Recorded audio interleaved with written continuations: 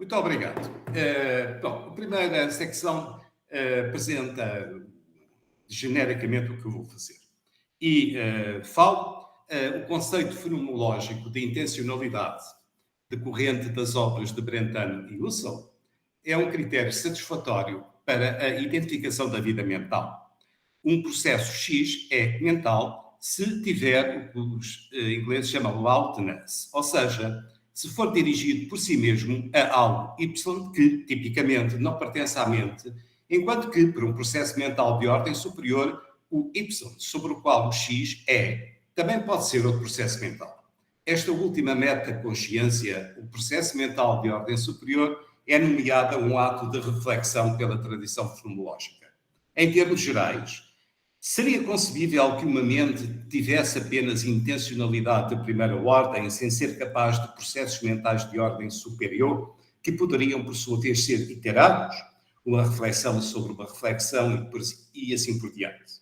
Essa questão requer maior elaboração, por causa disso não vou abordá-la aqui. Embora fornecendo um critério de identificação da vida mental, a intencionalidade não implica nem uma separação operacional, nem uma independência substancial da mente em relação ao corpo. Este não compromisso, em relação a todos os tipos de dualismo, baseados em argumentos metafísicos, transcendentais ou psicológicos, apesar de algumas raízes cartesianas, tanto em Brentano como em Husserl, é a posição apropriada para uma abordagem fenomenológica. Em primeiro lugar, abre o domínio da descrição pura, sem preconceitos prévios, na perspectiva de primeira pessoa.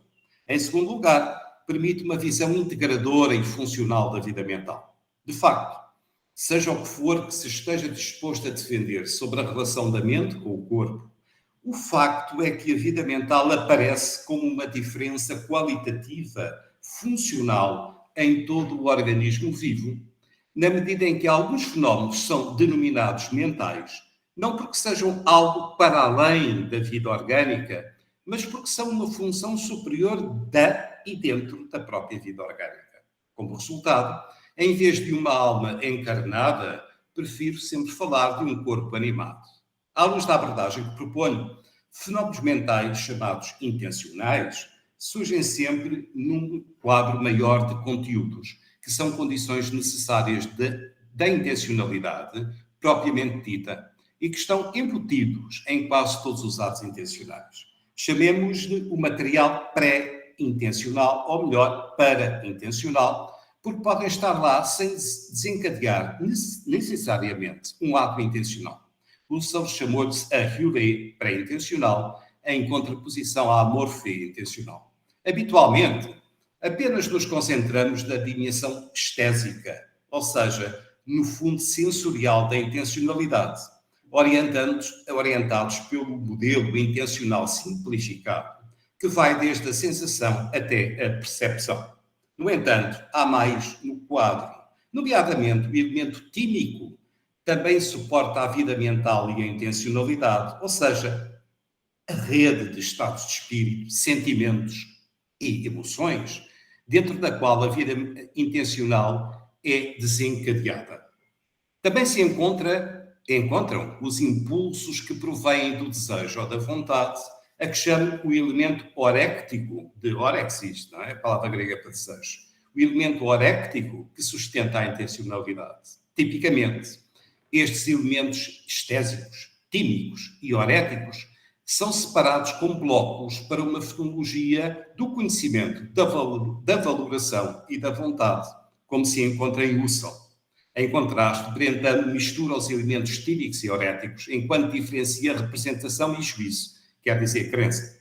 No entanto, embora produtiva, a divisão assim estabelecida transmite a ilusão de que nem sempre se misturam numa estreita rede de interdependência.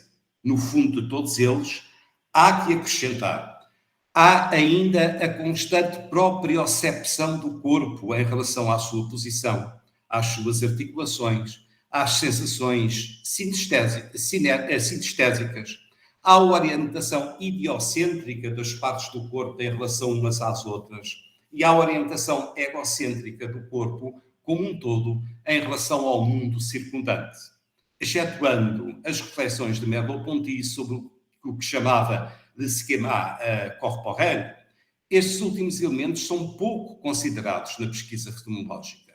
Contudo, permitem uma visão integradora da função mental como algo baseado no sentido de um fundo corporal, e este último sentido, o Leib husserliano, no próprio corpo orgânico e físico. Assim, de uma forma bastante aristotélica, defendo que se deve abordar a intencionalidade como uma função superior de todo o organismo vivo no quadro mais vasto de conteúdos paraintencionais que pertencem às suas condições necessárias. Nesta perspectiva, já não existe uma divisão clara entre mente e corpo, ao se tomar a intencionalidade como a marca do mental e, de seguida, se tomar a intencionalidade como necessariamente baseada nas dimensões paraintencionais que sublinhei, que mergulham as suas raízes em estados corporais. Também defendo que as características da intencionalidade que vou discutir não são uma posse privada de seres humanos. É argumentável que elas pertençam a muitas formas de vida animal. Entro na secção 2, uma tese que me parece imprecisa é a confusão frequentemente feita entre intencionalidade e consciência. Outra é a confusão entre consciência e atenção. Em minha opinião, devem ser cuidadosamente distinguidas, de modo a que se possa falar de intencionalidade com ou sem consciência e de atenção com ou sem consciência. A distinção clara das modalidades de vida mental, com e sem consciência, permite levantar questões importantes sobre o que é, afinal, a consciência. Ou melhor, sobre a função da consciência como uma dimensão ainda mais elevada da própria vida mental. A fenomenologia nunca delimitou a consciência como um campo de pesquisa particular, dada a sua fusão permanente com intencionalidade. Em relação a esta confusão entre intencionalidade e consciência, Brentano é um caso paradigmático. De facto, ele descreve intencionalidade como uma consciência de algo, uma Bewusstsein von etwas.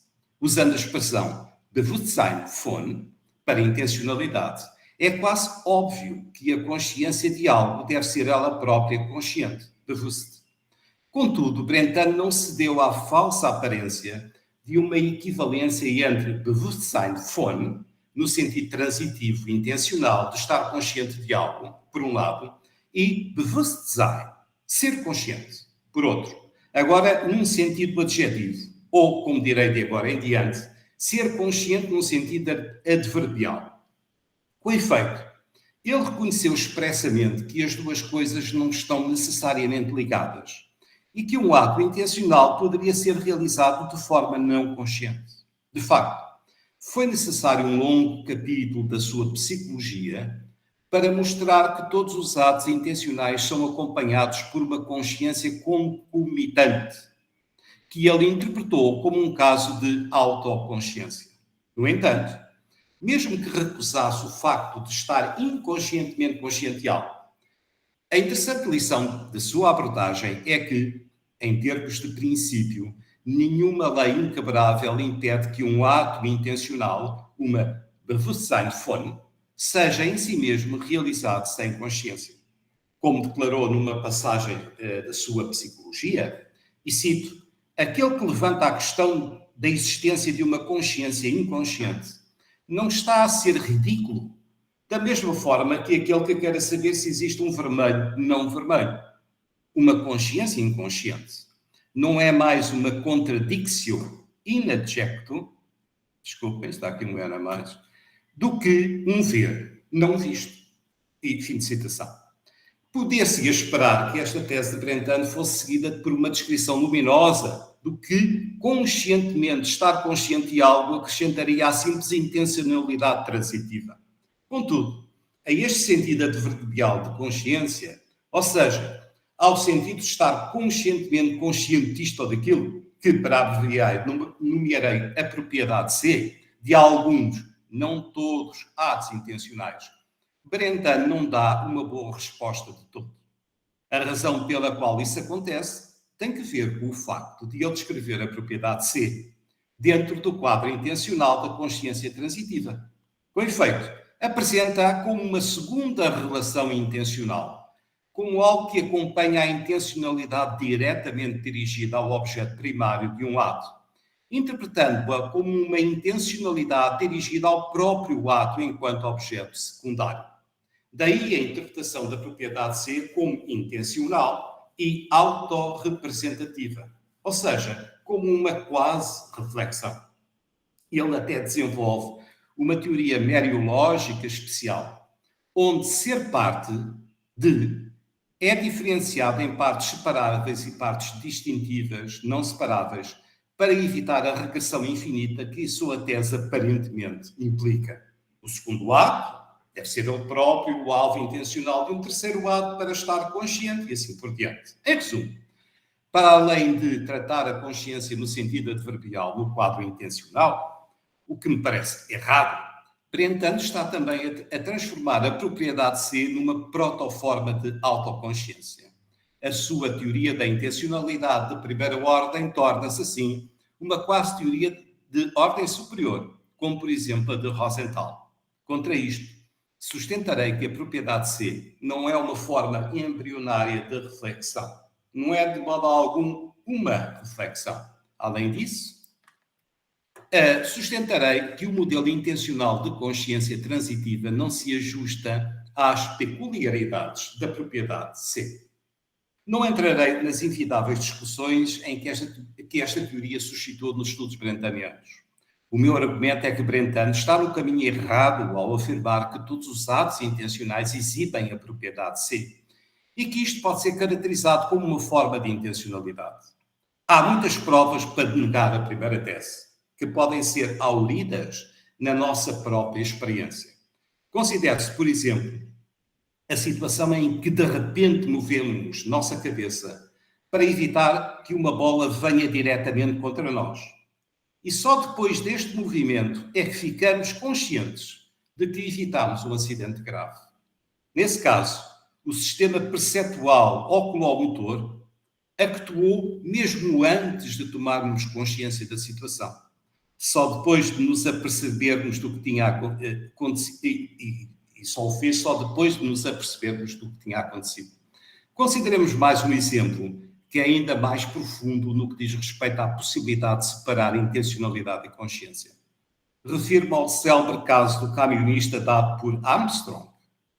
O camionista, o truck driver de Armstrong, o camionista está dirigindo, absorto nos seus pensamentos, tem uma consciência episódica de apenas algumas partes da viagem e acaba por reparar com surpresa que a viagem passou num instante, que chegou ao fim. Certamente, tudo aquilo de que o condutor não esteve consciente durante a viagem era algo de que poderia ter tido consciência, nomeadamente as luzes vermelhas que viu, os câmbios de marcha que tinha feito, a própria oscilação do seu corpo a ser projetado para o lado oposto das curvas e assim por diante. Assim, a intencionalidade perceptiva vem em dois sabores, por assim dizer.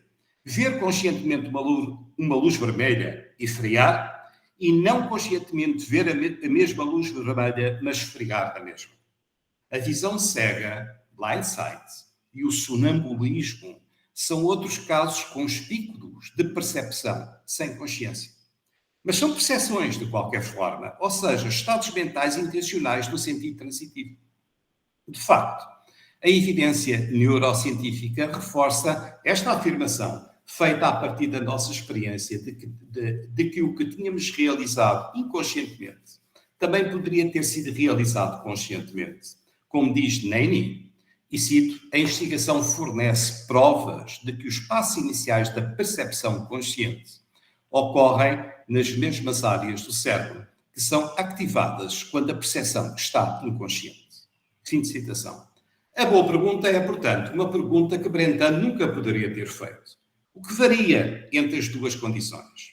Ou qual é o impacto e a função da propriedade C quando combinada com a intencionalidade?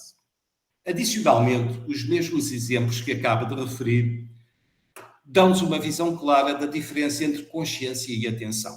É impossível não reconhecer que o camionista estava atento ao que se passava na estrada, mesmo que, no final da viagem, tivesse apenas algumas recordações desgarradas do que aconteceu durante toda a sua viagem.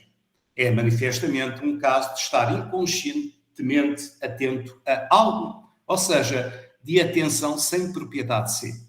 Os casos em que isto acontece não se limitam ao campo estésico, que é simplesmente constituído pela recepção passiva e involuntária de estímulos. Os impulsos orécticos também podem inconscientemente concentrar a atenção. Por exemplo, quando está atento ao possível toque da campainha da porta, enquanto estamos conscientemente dirigidos para outras coisas. A leitura de um livro, por exemplo. Porque o desejo de ver um amigo chegar em breve impulsiona um raio de atenção persistente, mesmo que não haja dela uma consciência permanente. Neste caso, em que o elemento oréctico é projetado sobre o campo estésico, existe uma expectativa atencional e seletiva de um estímulo estésico particular ainda por vir, o som da campainha, e não uma simples recepção involuntária de estímulos perceptuais aos quais se reage consciente ou inconscientemente. De facto, o campo estésico e perceptivo está permanentemente embutido em desejos, humores e elementos emotivos e sentimentais que filtram e organizam a sua dimensão involuntária subjacente, quer estes elementos oréticos e tímicos estejam conscientes ou não. No entanto, a questão relativa à atenção é ainda mais complexa e requer uma maior elaboração. Eu vou passar esta parte, não vale a pena, em que falo de uma atenção de cima para baixo, top-down, da consciência até a sensibilidade e de uma atenção que vem de baixo para cima, que vem dos estímulos para a consciência. Mas vou direto à questão importante. Talvez se considere estranho falar de uma exibição fenomenológica do inconsciente. Se não há consciência de um ato intencional ou de um raio de atenção, como se poderia descrevê-lo a partir da perspectiva da primeira pessoa? Como nos dizem habitualmente, só podemos oscilar entre a perspectiva da primeira e da terceira pessoas. A verificação da existência de atos intencionais ou atencionais sem a propriedade de si, portanto, sem a consciência no sentido adverbial, sem a propriedade de si, seria possível, digamos, através da monitorização das respectivas áreas cerebrais. No entanto, isto está para além do domínio da fenomenologia. Ainda assim, existe uma terceira via que é compatível com a análise fenomenológica. De facto, e se der o caso de não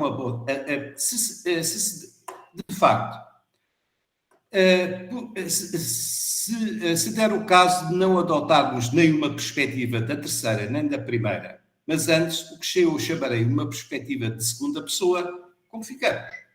Esta perspectiva de segunda pessoa combina a posição da terceira pessoa, baseada na verificação objetiva de um comportamento específico, com a posição da primeira pessoa, uma vez que o comportamento verificado é remetido para os correspondentes atos ou estados mentais.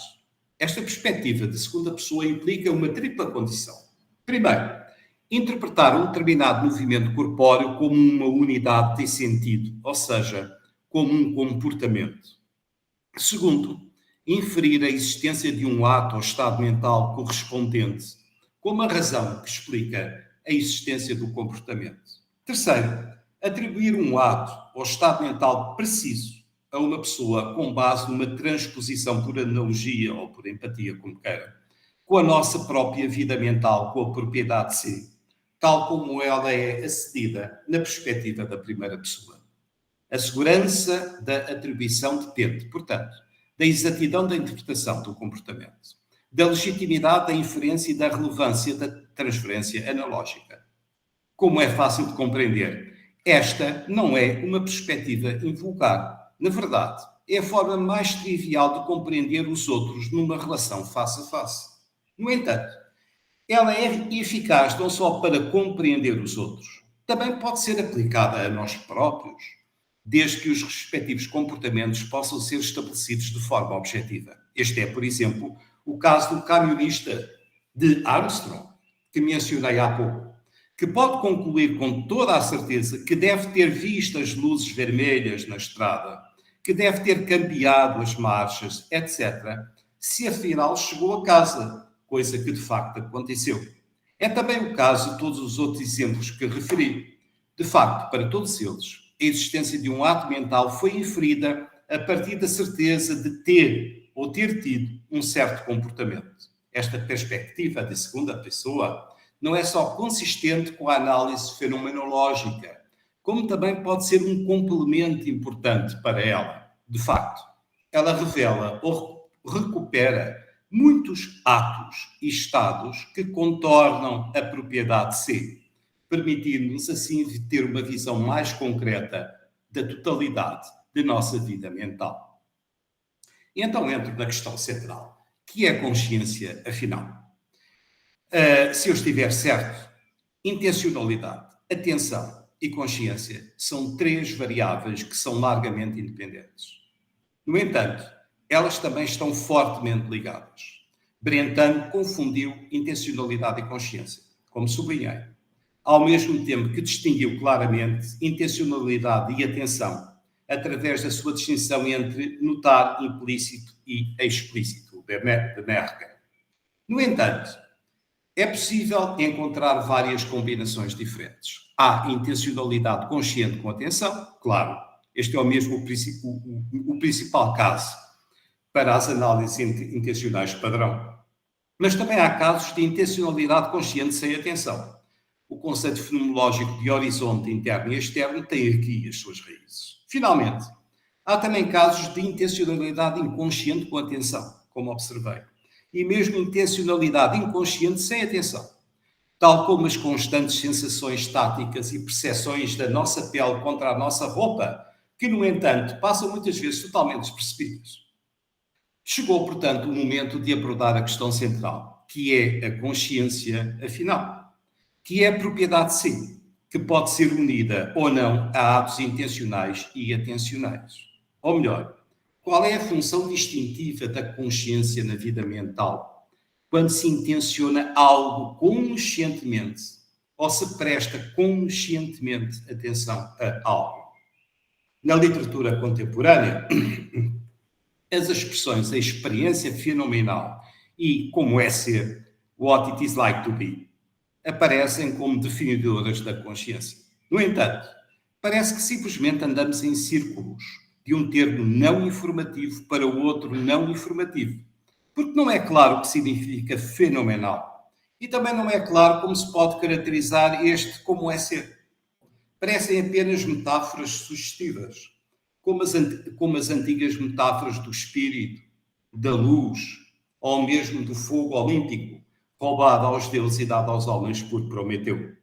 Esta é a razão pela qual vou tentar uma abordagem funcional, em vez de uma definição conceptual baseada no sentido quase inefável de subjetividade.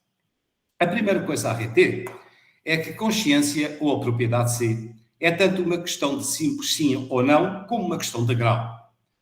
Coma, anestesia geral, sono REM e desmaio estão claramente abaixo do limiar da consciência. Há um ponto crítico de ultrapassagem deste limite inferior que pode ser chamado despertar.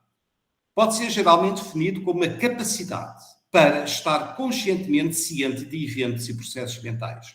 Russell teve uma percepção desta questão quando, nos seus últimos escritos, distinguiu entre o Dunkels ou Dumpfes-Leben de um lado e Waches-Leben do outro, ou seja, entre vida sombria, obscura e vida desperta.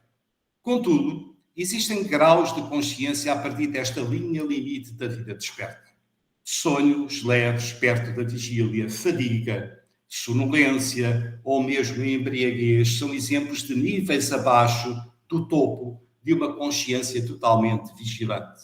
Além disso, as alterações toxicamente induzidas, mesmo as alucinações, são um amplo espectro de alterações da consciência que não podemos explorar aqui. Como resultado, não só a propriedade C vem gradualmente de um ponto de passagem para a vida desperta, mas também tem interrupções regulares, período de sono diário, pelo menos, e fortes variações ao longo de toda a vida mental. Em segundo lugar, o elemento mais significativo da propriedade C é a conexão. De facto, os processos intencionais, como o do camionista a que me referi, têm uma organização modular. O sistema oculomotor segue a sua rotina enquanto o camionista dirige, independentemente de outros processos mentais concomitantes, como ouvir uma canção, ajustar o corpo para contrabalançar os puxões para a esquerda e para a direita nas curvas, recordar isto ou aquilo e assim por diante, que são também modulares. Todos eles são processados em paralelo. Isto significa que seguem o seu curso em simultâneo. No entanto, não existe uma função central para os colocar juntos como ocorrendo simultaneamente. Esta é a função da propriedade C.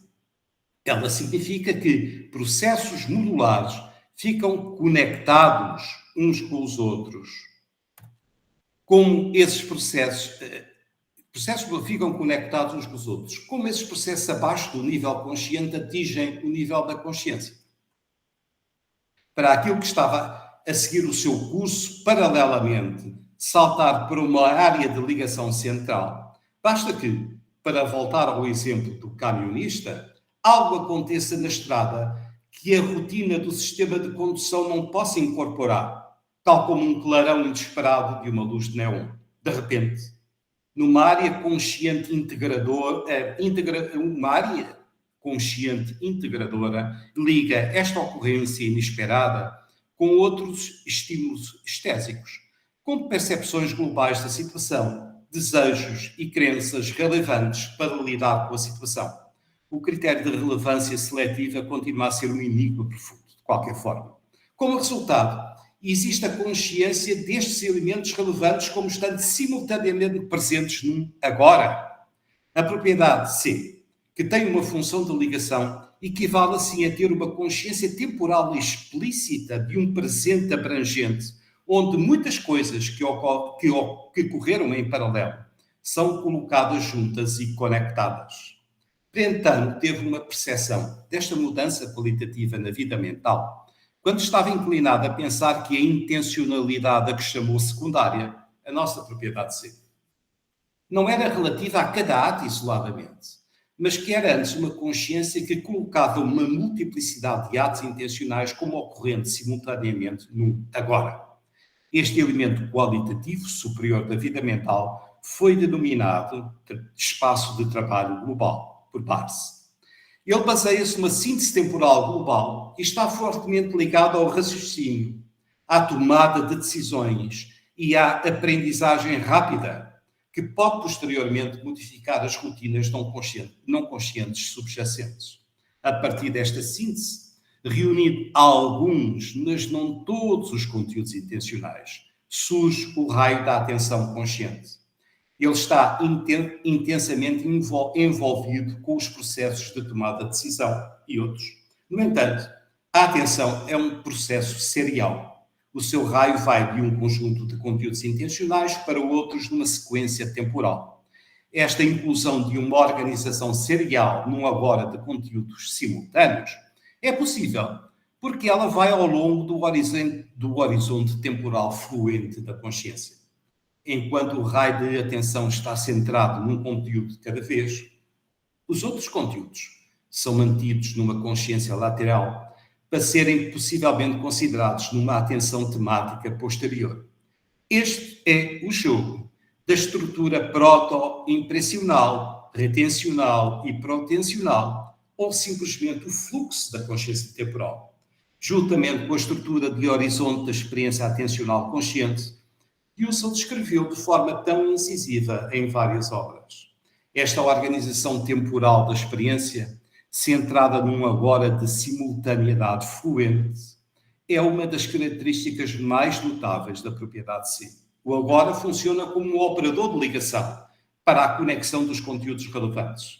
Eles são mantidos juntos, uns desvanecendo-se e outros novos entrando, por via da forma fluxional da consciência. Não há necessidade de dizer que o que se torna temporalmente consciente no agora de simultaneidade fluente, ou seja, que tem a propriedade C, é apenas uma parte, selecionada por um filtro de relevância e não toda a vida mental. A maior parte dos processos da vida mental desenvolve-se abaixo deste centro de ligação, altamente importante, porém. Fortemente ligado a esta característica, um terceiro ponto deve ser sublinhado. Ele disse que o aspecto conectivo da propriedade C tem que ver com a consciência de um agora abrangente e com o seu fluxo.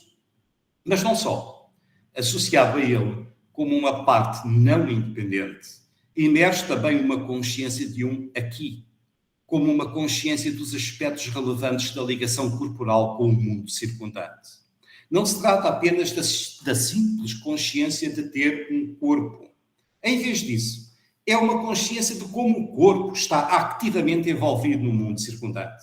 A consciência de um aqui mobiliza, assim, as características relevantes da orientação idiocêntrica subjacente às partes do corpo umas às outras, da orientação egocêntrica do corpo no mundo perceptivo, à esquerda, à direita, em cima, etc., juntamente com as crenças relevantes, impulsos para agir, antecipações, etc., que são importantes para encontrarmos o nosso caminho em cada situação.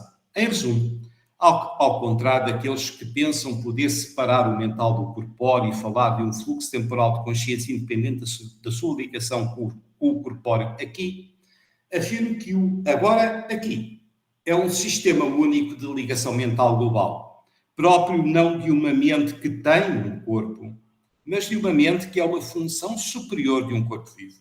Assim sendo, a propriedade C, como função de conexão, é simultaneamente uma consciência do que acontece aqui e agora. Não é preciso repetir, porém. Apenas uma parte de toda a vida mental se torna conscientemente presente no sistema de relevância do aqui e do agora. Para terminar a minha abordagem da propriedade C, deixem-me tratar brevemente apenas mais duas características que entendo cruciais. Uma é o aspecto qualitativo da experiência consciente, tanto no que diz respeito à intencionalidade como à atenção. De facto, o sentir consciente envolve uma experiência qualitativa de ouvir um som, de ver uma cor e assim por diante. Esta é a experiência fenomenal ou o como é ser. Alguém com uma inclinação mais cartesiana afirmará mesmo que esta é a linha divisória entre o físico e o mental. No entanto, penso que não.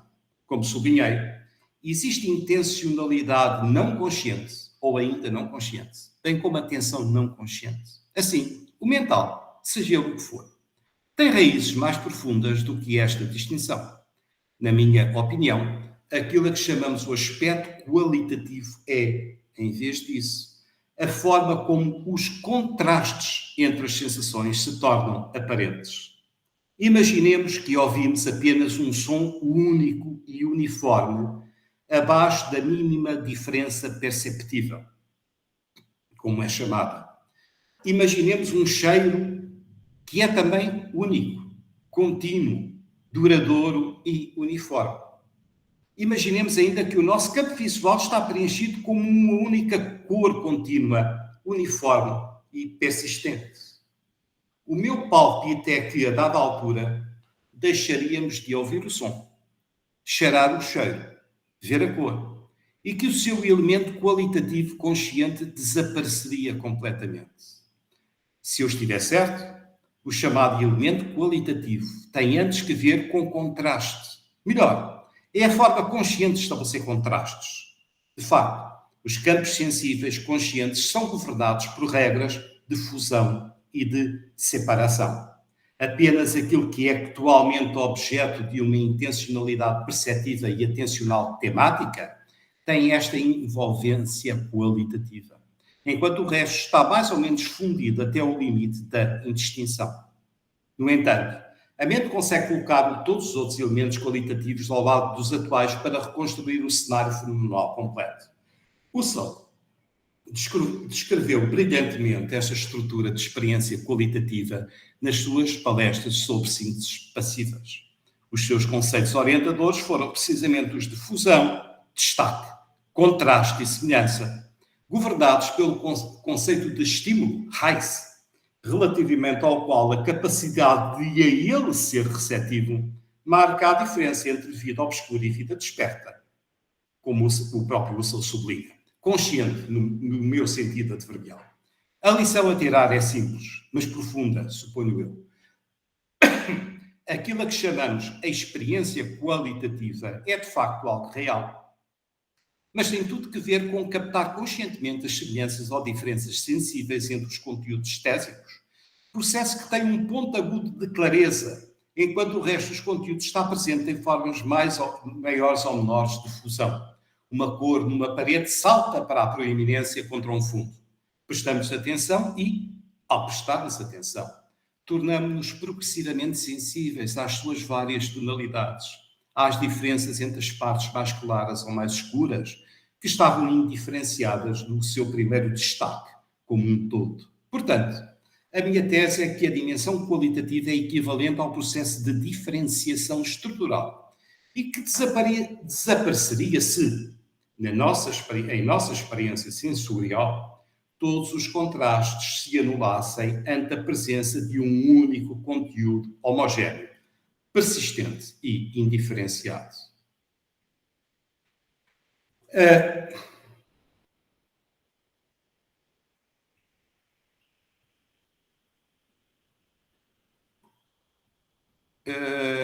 Tenho aqui um problema, deixem-me ver o que se passa.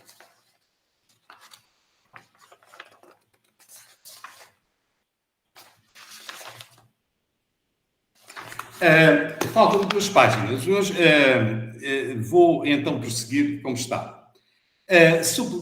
Faltam 2 páginas. Sublinhei que pode haver intencionalidade e atenção sem consciência no sentido adverbial. No entanto, ao contrário, a consciência sem intencionalidade é também uma possibilidade. Heidegger fez toda uma doutrina da verificação de que um fenómeno tímico como a angústia, angst, não tem que ver com nada, ou seja, não tem algo de definido como objeto, para lá do nada ou do mundo enquanto tal, como ele diz. Levinas, por sua vez, dedicou algumas páginas inspiradas ao fenómeno a que chamou jouissance, em que todas as coisas se dissolvem em elementos, sem substancialidade, por meio de uma pura apropriação subjetiva, sem intencionalidade objetivante. Que os processos estésicos, tímicos e orécticos possam tornar-se conscientes sem desencadear um ato intencional é uma possibilidade bem comprovada da nossa vida consciente. Ela sublinha, de outra forma, a correção em separar conceptualmente intencionalidade e consciência. Quando totalmente desconectada da intencionalidade, esta característica é, na literatura especializada, descrita como o fenómeno da senciência. A pura senciência das qualidades estéticas, sons, cores, dos fenómenos tímicos, raiva, alegria, bem como dos oréticos, fome, sede, como algo que é experimentado, mas não intencionalmente interpretado, é, de facto, uma dimensão inegável da nossa vida mental. Por esta razão disse no início que a Hule, sendo pré-intencional, também era para-intencional. No entanto, se a vida mental se resumisse a isso, não seria uma experiência de um mundo, nem seria uma experiência reflexiva e conceptualmente carregada de um eu. De facto, o desfrute, a jouissance, de Levinas, como experiência puramente subjetiva sem significado objetivo, é já o resultado de uma consciência reflexiva. É através de uma reflexão, nem noemática, nem noética, mas, permitam-me dizer, elética, que o eu se conhece a si próprio como sujeito de uma experiência de simples elementos sensíveis, de substancializados. Sem esta reflexão, não haveria a unidade de um eu. A pura ciência, radicalmente considerada, não seria a experiência nem de um mundo objetivo, nem o conhecimento de um eu unificado. Tanto quanto sei, aquele que mais fundo foi nesta desintegração do mundo e do ego, na experiência da pura ciência ou da pura sensibilidade consciente, foi o poeta Fernando Pessoa no seu heterónimo Alberto Queiro.